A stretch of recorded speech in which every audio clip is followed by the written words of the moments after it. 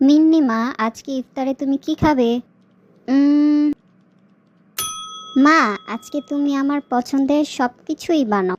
আমি সব কিছুই খাবো, রোজা রেখে খুব খিদে পেয়েছে। কিন্তু এত কিছু বানালে তো তুমি সব খেয়ে শেষ করতে পারবে না, আর খাবারগুলোও নষ্ট হবে। না মা, আমি যা বলেছি তুমি তাই করবে। তাহলে তুমি আমাকে জিজ্ঞেসই বা কেন করলে মা? দাদি, তুমিই মাকে কিছু বলো না। মা যদি ইফতারে সব কিছু না বানায় তাহলে আমি কিছুই খাবো না। মিন্নি, তোমার এভাবে রাগ দেখানো উচিত হচ্ছে না। এটা খুবই খারাপ কাজ। না না না, আমি কিছুই শুনবো না। যাও, আমি আজকে ইফতারি করব না। দাদু ভাই, তোমার আম্মু তো ঠিকই বলছে।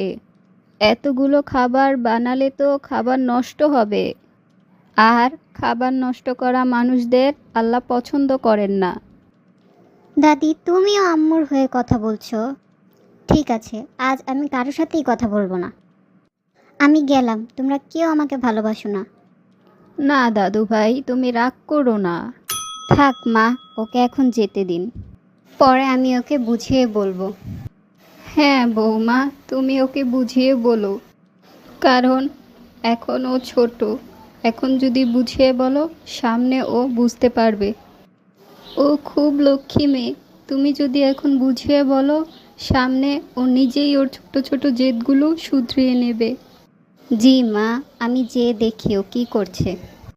মিন্নি, আমার লক্ষ্মী মামুনি, তুমি আমার কথাটা একটু শোনো। কি বলবে বলো।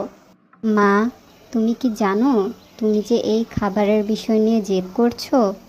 আমরা যদি এখন এতগুলো খাবার বানিয়ে না খেতে পেরে অপচয় করি, পরে তো এই খাবারগুলো নষ্ট হয়ে গেলে আমাদের ডাস্টবিনে ফেলে দিতে হবে মা।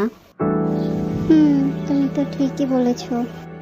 মা, তুমি কি জানো তোমার মতো এরকম ছোট ছোট বাচ্চারা কত না খেয়ে থাকে?